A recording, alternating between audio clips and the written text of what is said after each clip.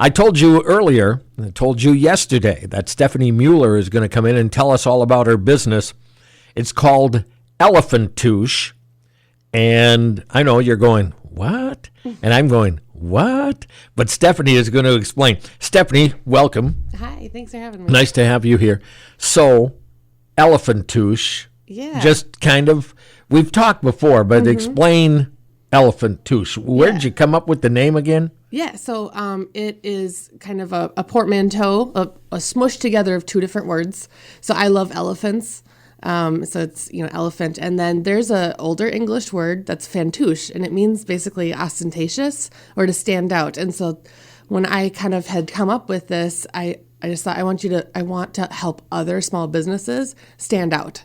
And so, kind of be the elephant in the room. So I just kind of took my passion for elephants and my passion for small business, and that's what I came up with. And it's definitely a conversation starter. I mean, not everybody knows how to spell it or, what it means, but it's fun. So I love it. Yeah. Well, it definitely is catchy because you go, what is an Elefantoosh? And you can come up with all sorts of, ideas in your mind. I've been asked if I was a diaper company once. Oh, well. Because Elefantoosh. Who knows? Maybe you'll be branching out.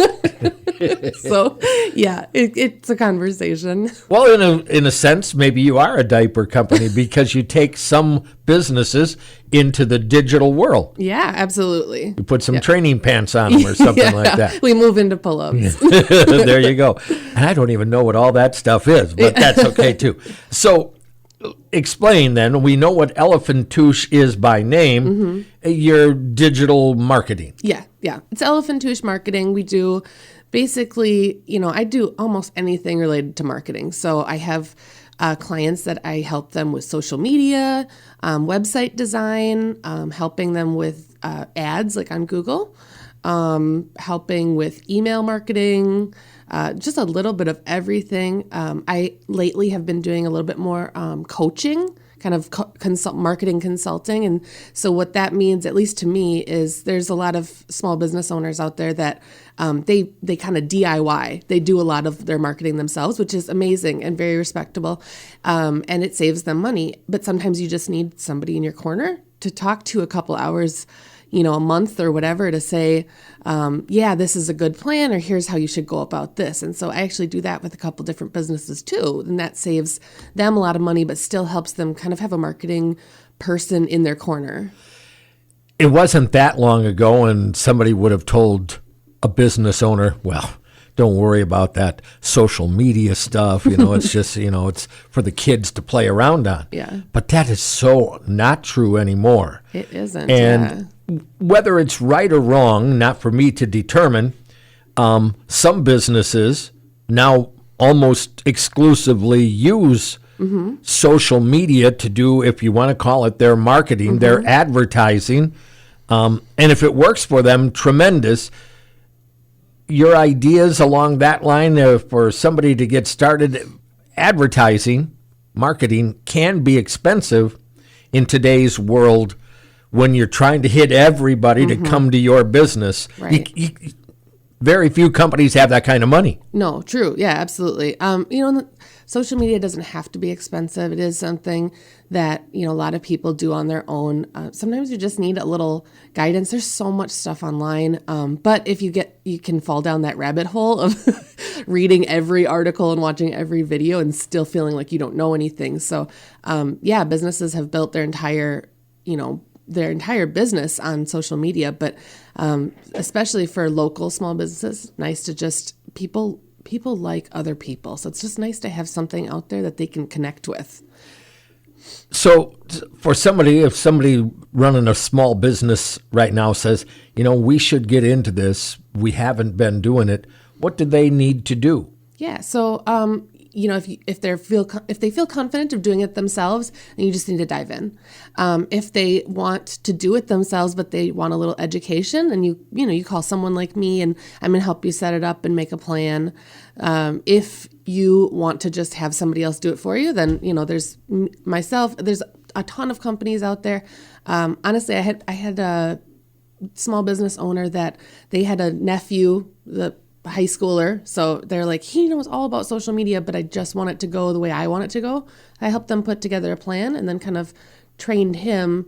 And I mean, something as simple, we'll work with you, whatever your level of knowledge is or wherever you are in the game, like we can help you get where you want to be. And I imagine it would vary from company to company as to how much they want and or really need to keep things going. And you have that expertise to say, you know what, business A, you're just fine right here. Let's tweak this a little bit. Yes. Business B, you need to increase your profile or whatever the case would be. Yeah, exactly. It's so different and it depends too on let's say the small business owner, are they doing everything themselves? Do they have time to do anything? So that's always a consideration too, is how much more can they handle on their plate, or do they need to get something off so they can focus more on their business, on running the business? So it just, everybody's so different that sometimes it just takes a conversation.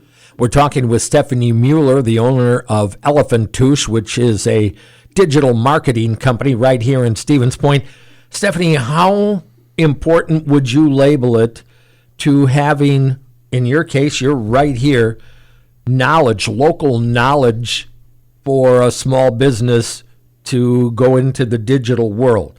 Is it helpful to have somebody right here helping them with their digital marketing, or can you be doing this for somebody in, I guess you could, in let's just say Alabama, you could help them with their design, or is there a good connection when you grab somebody local? Yeah, it depends on the person. I actually have a client in Florida, so I've done stuff solely on the phone or through Skype, things like that. That's how we talk, and or email. But then the nice thing about local is, I can come in, people can go into your business and talk to you and see what you're doing. If it's not a physical business, just be able to sit down with you and see, what you're like, so that person, whoever's helping you with your social media or digital media or whatever kind of marketing, can really help you to kind of convey your personality, because that's such a part of your business. Your personality is a big piece of it. So sharing that, it is nice to see somebody face to face and get to know a person. Is it difficult to keep things fresh? I mean, let's just pretend you have 100 customers and 75 of them are within 100 miles of here. How do you not have the same kind of website or same kind of information going out, for everybody else? Because we all know we can get pigeonholed into, this is the way I do it, and now my website looks just like yours, so to say. Yeah, no, and content is always a difficult thing to come up with, whether it's social media content or someone, writing for a magazine. So, coming up with ideas. But for me and I use a few different freelancers. So sometimes I need to switch it up and have somebody else take a look at a business just to get some different eyes on it. I think having the humility to not say, this is only I can do this. So, having somebody else look at it, getting ideas from other people, that's important.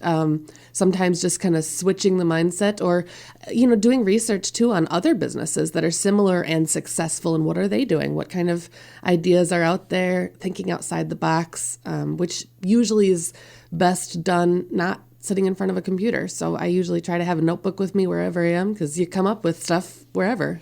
Yeah, and we're talking primarily right now about the digital thing and kind of web building and that. But you also have a part of your business is branding. And that's really more important than maybe a lot of us pay attention to. Of course, here locally, we all know what the Century logo looks like, or the Skyward logo looks like right now. UW Stevens Point, for a long time, in their athletic department, probably had 15 or 20 different variations of their logo.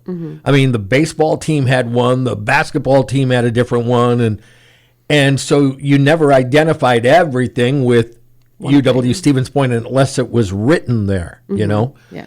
Well, they now have a logo, so when you see it, UW Stevens Point. How important do you deem that as part of a business? Yeah, I think branding is so important. What I would say is, yes, it is so important, and you want to be intentional.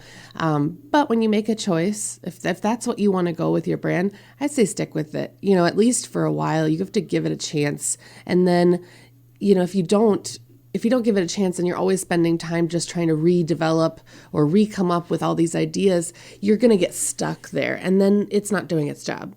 Some people have the personality where they overthink things.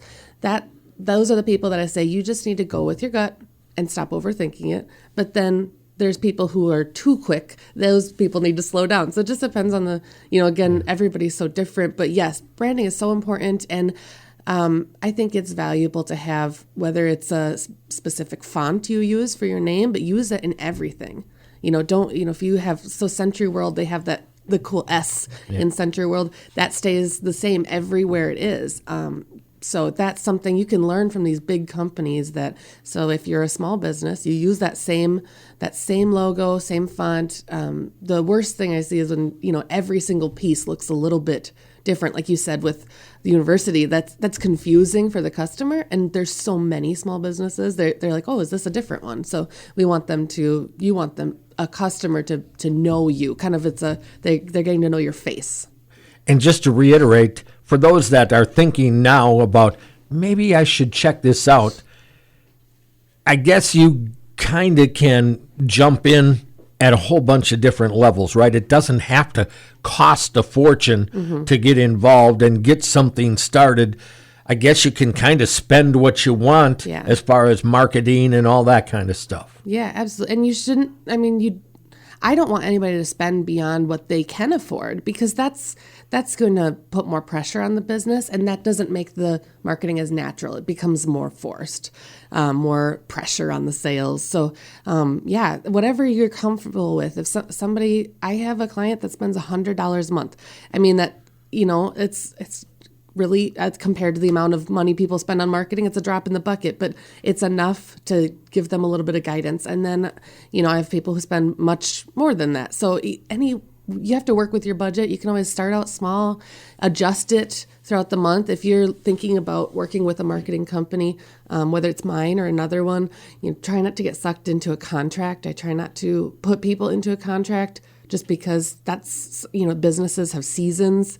I would never want somebody to be obligated to do something when business is slow, or, I don't want to be a stressor in somebody's life. I want to be that bright spot where they're going, this person helps me, it takes a load off. Yeah, and that's exactly what you want to do. It'll grow your business too, right? Yes. And that's the bottom line. So, Stephanie, if somebody wants to get a hold of you regarding all of your services, maybe we didn't touch on something that they're thinking, I want to get involved in, or maybe you want to mention something before I let you go here, but how do they contact you? What do they need to do to kind of get started? So just give me a call or send me an email, find me on social media. So anything like that. And just let's have a conversation. I'm the kind of person that I don't want someone to feel like they can't ask me a question without getting a bill. Yeah. So I do a lot of initial consultations. Spend a half an hour with me, no charge. Let's just talk about your business. So it's Elefantoosh is spelled like elephant, but with an F, not with a PH. So ELEFANTOOSH. So it's elefantoosh.com. All my handles on social media are at Elefantoosh. You can email hello@elefantoosh.com. My phone number is 715-303-7580. Honestly, if you type in elephant marketing in Google, you'll probably find me. So, you can find me a lot of places, but I'd definitely love to come chat with anybody. I love small business. So that's kind of my passion. I just love talking to small businesses and seeing what they're doing. And everybody has a unique story of how they got to where they were. And I like being a part of it. Well, we are happy to have you helping us now. And hopefully when you folks go to our websites, they're going to look a whole lot nicer and more user-friendly. Yeah, soon. Yeah. So watch for that coming on our end. And we're really happy to have you. And hopefully things are going well, and welcome again to Stevens Point, and doing a great job here for a whole bunch of companies. I'm pretty sure I can say that they all appreciate it. Oh, thank you. I appreciate it. Yeah, I love Stevens Point I grew up here, but it's a beautiful area to work in. We have amazing people, amazing community, so it's ideal for me. Sounds good. Thank you. Thank you. All right. It is now 8:55. We are at 0 degrees in Stevens Point.